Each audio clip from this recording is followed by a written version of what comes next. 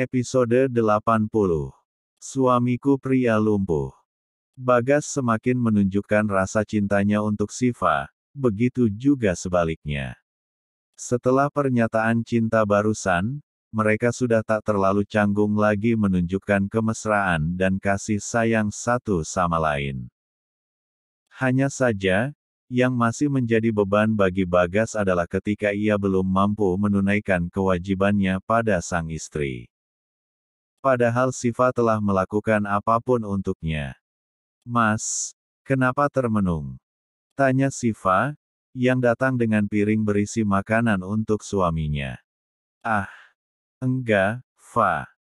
Hanya memikirkan sesuatu. Mama belum datang," tanya Bagas. Siva menggeleng, sembari menyuapkan makanan pada suaminya itu. Dan ketika kemesraan kembali terjadi, terdengar suara kisruh dari luar. Suara lantang menanyakan keberadaan Siva dan Bagas. "Siva, Shiva, keluar kamu," pekik Mama Ayu dengan suara garangnya. Belum sempat Siva keluar, Mama Ayu mendatangi kamar mereka dan membuka pintu dengan kasar. Mama, kok udah datang?" tanya Siva. "Ini maksudnya apa?" Mama Ayu menunjukkan foto surat kuasa pada Siva. "Astaga, Reza," pekik Bagas dalam hati. "Maaf, Ma. Itu apa? Siapa yang nyuruh kamu buat begini?" tanya Mama Ayu sengat lantang. Siva hanya diam, dan melirik Bagas yang tak kalah cemas di kursinya. "Enggak. Jangan kambing hitamkan anak saya, Siva. Dia bahkan gak bisa apa-apa, bagaimana bisa memikirkan itu? Apalagi surat kuasa, yang efeknya akan sangat luar biasa bagi semua orang. Apa? Kamu diam-diam mau menguasai harta kami?" "Enggak, Ma. Sumpah." Siva nggak pernah berpikir sampai ke sana, apalagi harta. Siva hanya melakukan apa yang Bagas suruh, Ma. Sambung Bagas, yang akhirnya bicara. Mama Ayu tampak syok, menatap Bagas dengan mata nanar. Ia bahkan jatuh terduduk di lantai, akibat keterkejutannya yang begitu hebat. "Bagas. Kamu. Ma, ayo duduk dulu. Kami akan jelaskan," ajak Siva, dengan meraih tubuh Mama Ayu dan membawanya duduk di ranjang. Bagas menjalankan kursi rodanya menghampiri sang mama. Mendekatinya, lalu menggenggam tangannya begitu erat bahkan menciumnya meski dengan tangan gemetar. Mama Ayu menangis menatapnya. "Maaf, jika Bagas harus bermain rahasia. Ada sesuatu yang sedang Bagas cari kebenarannya, sehingga siapapun tak Bagas beritahu akan hal ini. Hanya Siva, dan akhirnya Reza. Apa yang kamu inginkan?" "Mencari tahu penyebab kecelakaan itu. Salah satunya, Ma. Bagas ingin membersihkan nama ayah Siva. Bagas ingin semuanya terkuak dan tak ada lagi hal kotor dalam perusahaan kakek. Jika benar itu sabotase, berarti mereka sudah mulai mengincar nyawa. Itu bahaya," ucap Bagas. "Andai kamu jujur dari awal, Mama nggak mungkin marah seperti ini." "Ma, Siva tahu kalau Mama hanya syok." Siva juga syok, ketika tiba-tiba Mas Bagas minta itu ke Siva.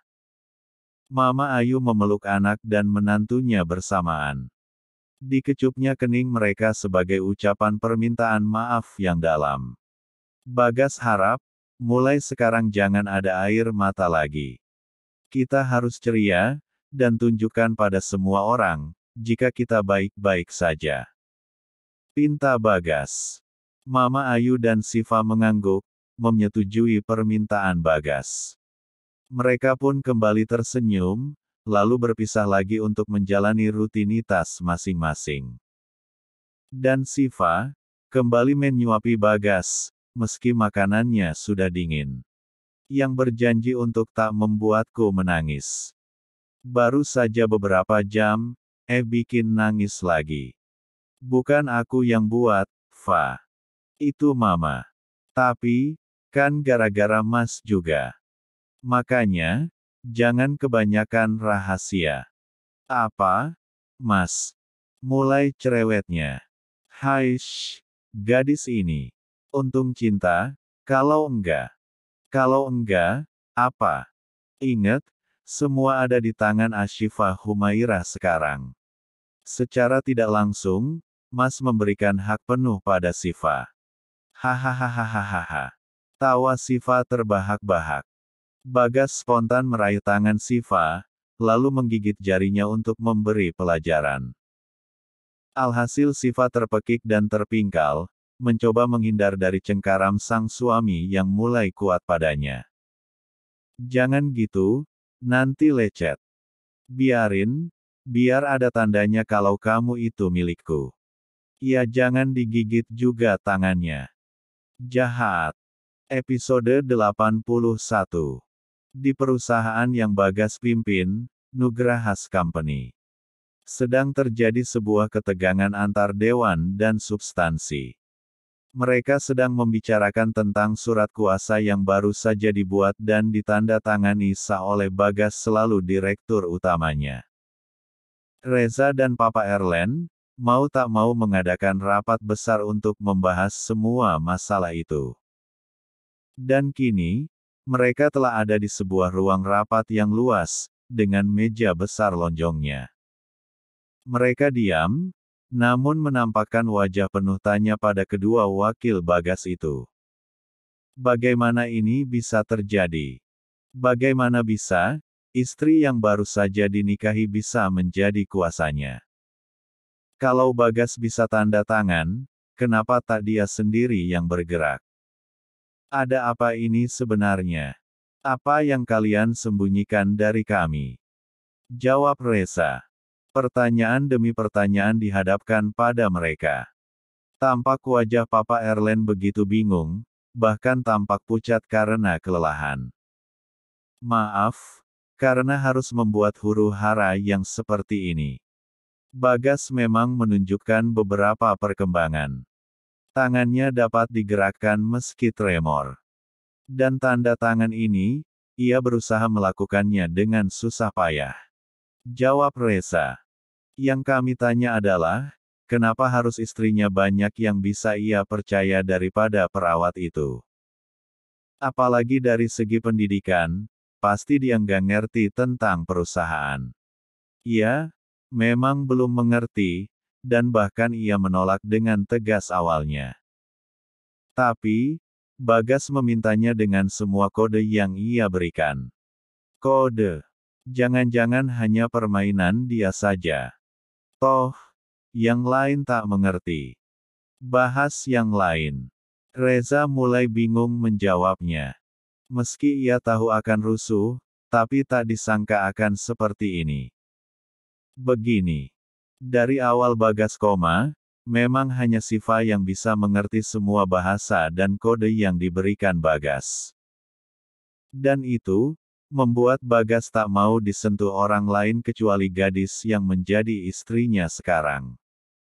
Jawab Papa Erlen, berusaha mencairkan suasana. Apa pendidikan? Bagaimana? Apa dia harus belajar? Lalu bagaimana dengan Bagas jika dia belajar? Dia akan jadi tak fokus. Alasan demi alasan Reza utarakan dengan baik dan sedetail mungkin. Hingga pada akhirnya, mereka mengerti dan memahami maksudnya. Meski, beberapa memaksa untuk mengerti. Rapat dibubarkan, dan mereka kembali pada tempatnya masing-masing. Dan akhirnya, berita begitu cepat sampai ke telinga Papa Reza. Halo, kenapa? Tanya Reza, ketika papanya menelpon. Apa maksud berita ini? Kenapa? Keberatan. Goblok. Harusnya yang jadi kuasa itu kamu. Kenapa? Arur. Kenapa kamu sebodoh ini Reza? Itu keputusan bersama, tak dapat diganggu-gugat lagi. Maaf, Reza harus balik kerja.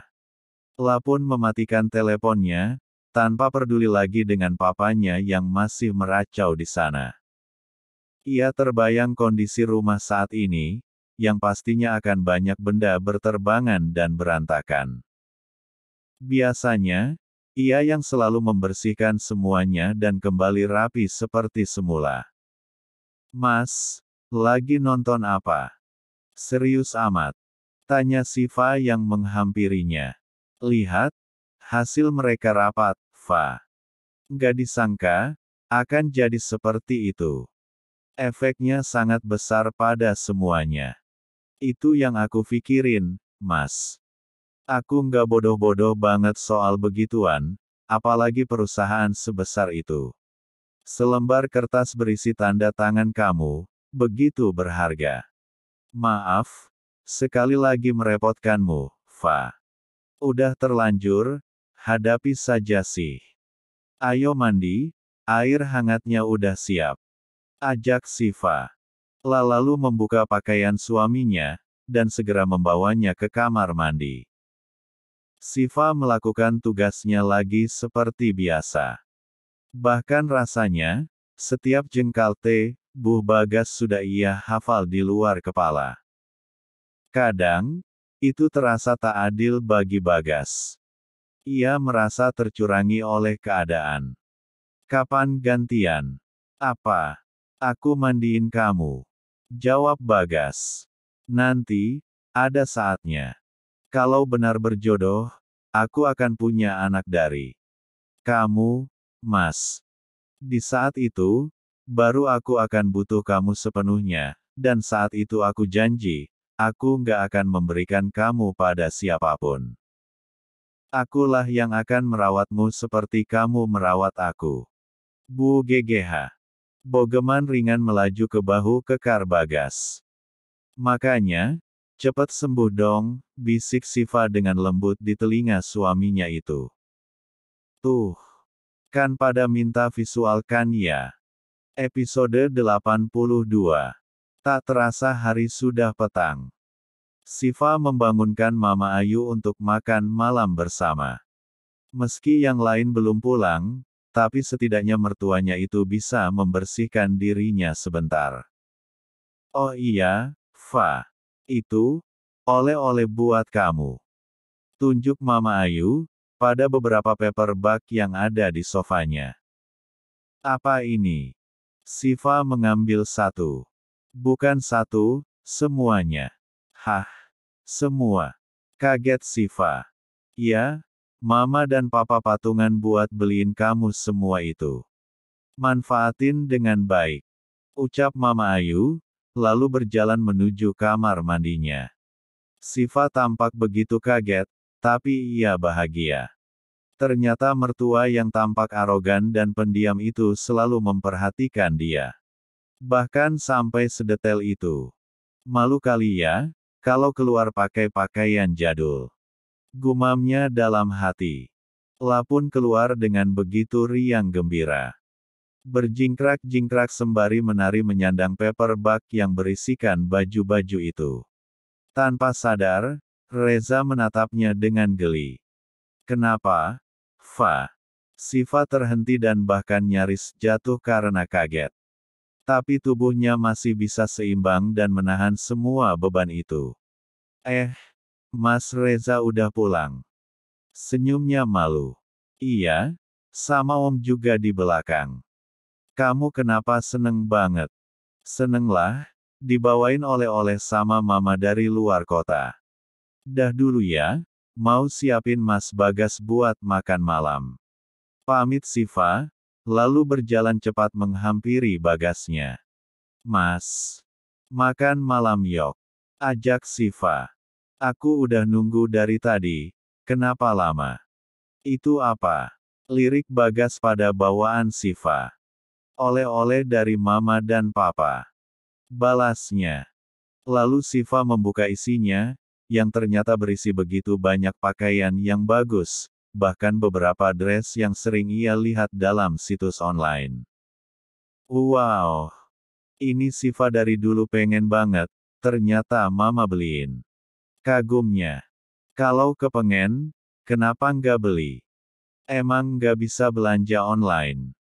Bisa, tapi mahal. Sayang uangnya. Ucap Siva tertunduk. Ashifa Humaira, uang yang ada di tangan kamu itu buat belanja, bukan buat disimpan. Kalau makin kamu simpan, maka akan semakin banyak dan nggak habis-habis. Mau buat siapa lagi kalau nggak buat istri? Ya, maaf. Jiwa-jiwa orang miskinnya masih belum nyadar, kalau udah nikah sama orang kaya. Jawab Siva, dengan memainkan kakinya di lantai. Bagas hanya bisa menggelengkan kepalanya. Ia memang sudah tak takjub lagi dengan tingkah istrinya yang menggemaskan itu. Siva lalu membereskan pakaian barunya itu di lemari. Ia kemudian mendorong Bagas dan membawanya ke ruang makan. Masih berdua, karena yang lain belum keluar dari kamar masing-masing. Mana mereka? Tanya Bagas yang mulai gelisah. Sabar, bentar lagi juga keluar. Mereka capek, abis ngurusin huru-hara di kantor. Jawab Siva. Apa mau makan duluan, Mas? Enggak, tunggu mereka aja. Jawab Bagas, yang tampak menahan lapar kala itu. Beberapa menit berselang, akhirnya Mama Ayu dan Papa Erlen keluar. Mereka langsung menghampiri Bagas untuk memeluk dan menciumnya erat. Mama, ach, keluh Bagas yang berusaha menghindar. Kan, Ma, udah mulai bisa menghindar dianya. Baru aja pasrah diapa-apain mau.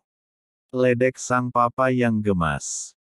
Iya, meski bahagia karena sembuh, tapi mama masih pengen peluk cium kamu kayak kemarin. Balas sang mama. Mereka pun terkekeh bersama, menikmati suasana ramah yang ada saat ini. Hingga satu lagi bujangan yang menghampiri mereka di sana. Weh, apaan ini?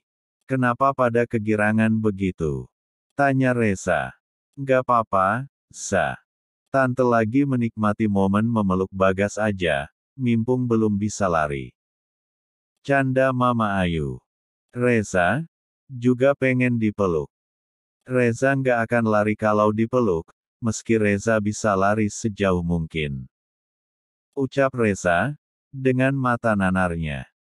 Seketika Mama Ayu memeluk keponakannya tercinta itu. Ia tahu betul, ketika itu Reza pasti rindu akan mamanya.